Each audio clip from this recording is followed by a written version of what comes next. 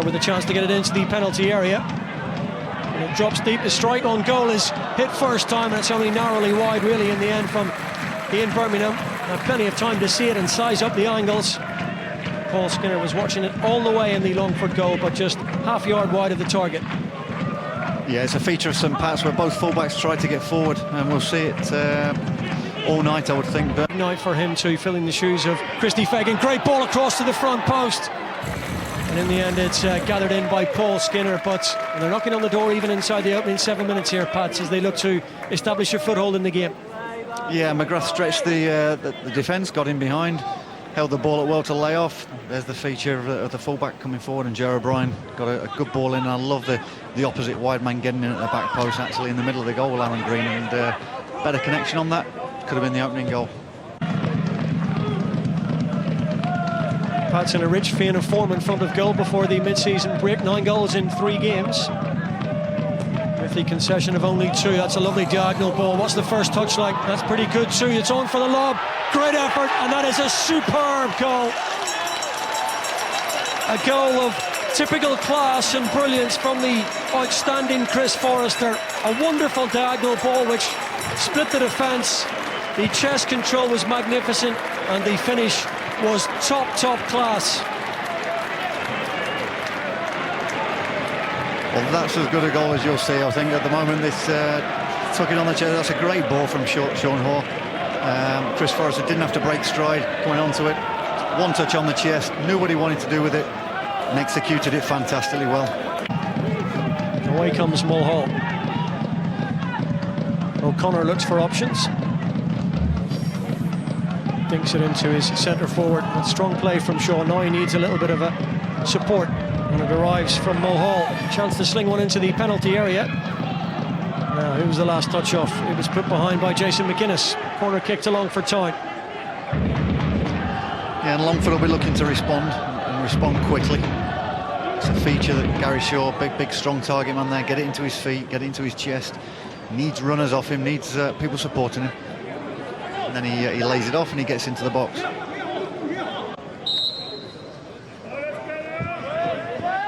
Delivery is lifted into the edge of the 6-yard box. Good climb and good clearance first by Hoare and then by Bulger.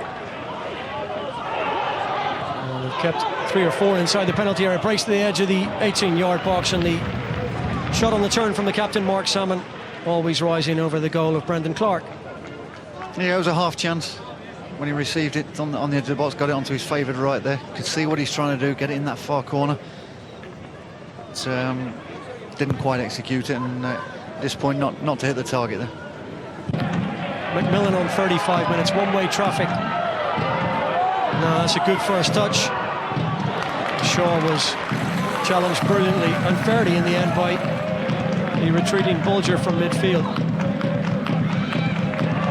You'll have to do that all night, you feel, Gary Shaw, live off scraps and try and protect that long ball forward, and very often he won't have too many options in and around him. He will, and that's it's important where you know the wide men and the central midfielders will have to try and get up there, and Salmon in particular trying to get up and support Shaw. He can only take a certain amount of touches. Once again, Ian Birmingham available and free over on that far side. Chambers knew he was under pressure. It'll break here for Shaw, and in turn to Salmon. Didn't have too many options, but now support arriving from Kaleem Simon. McCormick and Birmingham there ahead of him. He tried to go through the two of them, and he ricocheted the claiming handball. And still there for Birmingham to see out of harm's way, and he does at the expense of a Longford Town throw-in. Sean Hoare. Aaron Green's come across to this right-hand side for the first time of the evening. He might just have produced a lovely ball over the top. It was a wonderful first-time effort on the end of it from James Chambers, and Pat's so very close to a second goal of the evening. Yeah, it's very much a dominate possession type game that St Pat's play. That's what they're renowned for, and then suddenly they quicken the pace up. Here comes Shaw, and he's off and running and looking to use his pace. He's inside the area. Chance here for Shaw. Pulls it across. It's at the back post, and well, Mark Salmon couldn't apply the finish, but we got a flash there of what Gary Shaw's about, because he had to do so much work all on his own, and he had too much pace for the Saints rearguard then. All was missing was the finish. Yeah, Yeah, for the first time this evening, he managed to get himself one-on-one with Jason McGuinness there. Elected to go on the outside, and Jason couldn't stay with him. And he actually looked a little touch there from Brendan Clark. Yeah, he's definitely going for goal, Gary Shawn. That was an important fingertip push away from Brendan Clark.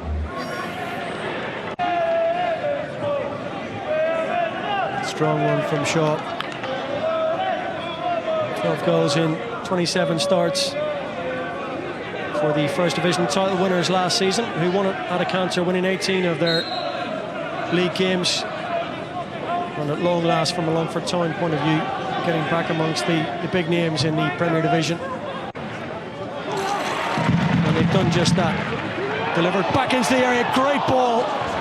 Chris Forrester perhaps should have doubled the advantage and his own tally for the evening. He found 2 yards of space right on the edge of the 6-yard box, but it remains 1-0. They can't yet find that second goal. Yeah, it was a super ball in. First time ball played in, and 6-7 yards out. Free header. Couldn't quite get the right touch on it. Again, it's lifted long into the channel for Jamie McGrath. Tried to get his body in the way, and the experience of Mark Rossiter standing to him then, but he's given the pass away. Options here, Green. The weight on the pass just a little bit too heavy, and the referee says penalty. The challenge came in from Mark Rossiter as Green ran across him. There was a tangle of legs. Out came the goalkeeper, Paul Skinner, to smother the ball, but Paul Treat, who was well placed to see this, or is it the tug on the arm perhaps? Martin Deedy, the player coming across Green here. Does he have a hold of his arm? I don't think there was contact made with any legs or feet at all. If he has given it, then it may be for a pull, but it was, I don't know. He may feel harshly done by there, looking at the replay. Ball just stepped in the midfield, cut play out and played an immediate ball through for Aaron Green, who was running over the top, running in that channel. This would be the opportune moment to score a second goal. Forrester from the spot makes it 2-0. And St Patrick's Athletic now have a vice-like grip on this game against Longford Town. 2 goals in the opening half for Chris Forrester. The first a thing of real beauty, the second, well, functional and exact and precise from 12 yards out. Yeah, I think he let the keeper make his mind up and put it the other side. Very confident run up and confidently dispatched into the opposite corner. Back to Rice, and on the way back they go to Rossiter. And Rossiter from distance. A little bit of movement on that one. It would have been quite a goal to get Longford back in it from 30 yards or so. Clark just for a second was scrambling. It looks like just took Clark by surprise there. Probably looking to lift it into the front men, and he unleashes one from 30-35 yards. But Birmingham with Green ahead of him on this left-hand side in the early part of the second half. McCormick now runs the channel, has a little look to see where Jamie McGrath is in the centre. He's making a run towards the near post now. He's run behind all of them, and it's a third goal. 3 minutes after the restart, James Chambers emphatically thumps it home from 8 yards out. It's 3 goals, and it should be 3 points, and it's all too comfortable for St Pat's at Richmond Park.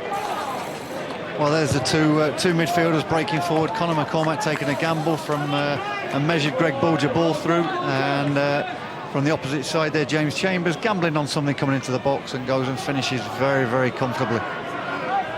Very easy to snatch at that, try and put too much power on it, but he chose the inside of the foot. Put it away nicely. Deserved. Conor Powell over this free kick. Goalkeeper was coming away by the latest Pat's goal scorer, Chambers. And Conor all the way back to Deedy. Long into the air, a decent flick on. Appeals for a Longford penalty. It was a strong challenge. Nothing doing from Paul Tweed. This time the ball delivered back into the penalty area and safely into the arms of Brendan Clark. Strong appeals as O'Sullivan went down under the challenge. That's a great header initially from Shaw. Of the league over the last few years, and it seems that he's been around a good deal longer than that. Chambers finding the aforementioned Forrester. In it goes to McGrath. He was entitled to go for that. Brave goalkeeping from Paul Skinner. Took a little bit of a bang in the ribs, but he's none the worse for wear, and to his credit, he's up pretty quickly. Yeah, again, it's bright movement though. He sees the space in behind. He knows that Forrester's on it. He knows he's got the quality to go and find him in between players, and he's gambling on that ball coming through. And he'll get himself in good position, good scoring positions as he learns the game more and the timing of the runs. Quite easily could have pulled a penalty from him, gone over the leg, but bit of ingenuity there. And here's Birmingham at the other end, delivers a really good cross in, and that should have been 4-0. Acres of space inside the penalty area. Really good run from Birmingham, and it's the type of chance that Green has been taking all season. This one, though, well, maybe he had too much time. We'll make excuses for him because he really should find the target. Well, again, a diagonal ball, this time coming from Brendan Clark to put in Ian Birmingham, and he puts it on a plate for Aaron Green there, and from 6 yards out, not anybody around him, no defender. He would expect to at least hit the target there. He'll be disappointed when he sees that tonight. It's in the MSL, and here come Pats again. Now they're flooding forward, 4 or 5 inside the penalty area, and the goalkeeper needed to smother that because Conor McCormick was making inroads into the penalty area.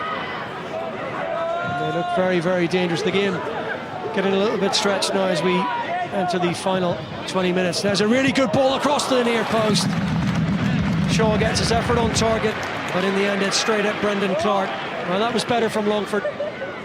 Yeah, end-to-end stuff. Defender at one end, all of a sudden O'Sullivan attacking on the right, put in a lovely ball into that corridor there, which Shaw did well to get across the front of the first defender and guide it on target. Just couldn't quite get enough pace on it. In the next month or so, and they've been well and truly put to the sword. But here's Shaw as they break inside the area once again. Can he get his cross in? Ayman Ben Mohammed again, he looked to try and fashion a shot towards that back post. Here comes Powell's delivery. Goalkeeper coming once again has been the norm tonight. Returned back in and it's looped over. That could have gone anywhere. Just an instinctive little flick behind him as it came very, very quickly back into the penalty area. Initially it was very good goalkeeping from Clark, then returned by O'Connor, and in the end it wasn't too far away.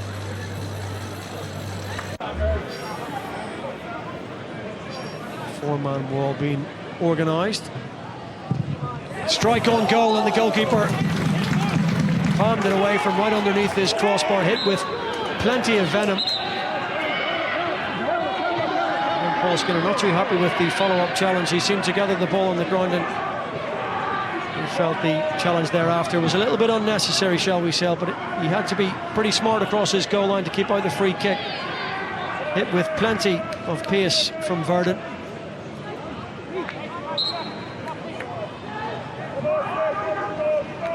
That follow-up challenge that he wasn't best pleased with came in from Langley. Good hit on the free kick now from Verdon. Opportunity here now. Forster's in behind. He has a little look across to see where the support is. Will he need it? Well, he almost didn't. It could so easily have been for his goal-bound effort and his hat-trick chance. Kicked away off the line by Conor Powell. Tomorrow morning on Skonto Riga of Latvia for that Europa League qualifier. Forster's picked this one up. He's got 2 runners in behind, and they could yet get a 4th of the night. Good stop by the goalkeeper, and he had to be smart to stop Sam Verdon. Yeah, too easy, really. Super ball there, super ball from Forrester there. He picked out the runner. Vernon made a decent run into the channel. He was picked out, and he hit the target. Keeper stood up as long as possible and made the save, but bright play again by Chris Forrester. Around the grounds, Drogheda United finding themselves in front ahead of next week's Louth derby at Diliman Park against Bows tonight. We're not quite finished yet. Is there to be a 4th goal? Still some defending to do, and that eventually will go behind for a corner kick, but Morgan Langley must have thought he'd get a 4th goal for St. Pat's. Really good goalkeeping again from Skinner, who's made 3 or 4 vital stops. Goal kick. In fact, did Langley maybe just take a little bit too much out of this? Yeah, he probably just wanted to sit up perfectly for him, but again it was a diagonal run from wide, picked up. but it doesn't require Ian Barraclough to change his man of the match, because Chris Forrester was the architect of what's turned out to be a rather routine win for St Patrick's Athletic tonight over Longford Town. 2 of the 3 goals coming from the man of the match, Chris Forrester. The first on 18 minutes, the second from the penalty spot 2 minutes before the break, and the night was wrapped up just 4 minutes into the second half when James Chambers finished from 7 yards, thumping home a 3rd goal. It could have gone on to be 4 or 5, but it's 4 straight wins in the league for the first time in over 12 months for the 2013 champions St Pat's. It's Longford Town's biggest defeat of the campaign so far, and it means that St Pat's stay in touch with the sides above them, who have all won tonight in the first night of league football after the mid-season break. It's been comfortable and it's been comprehensive, and all the analysis to come. St Pat's 3, Longford Town 0 at full time.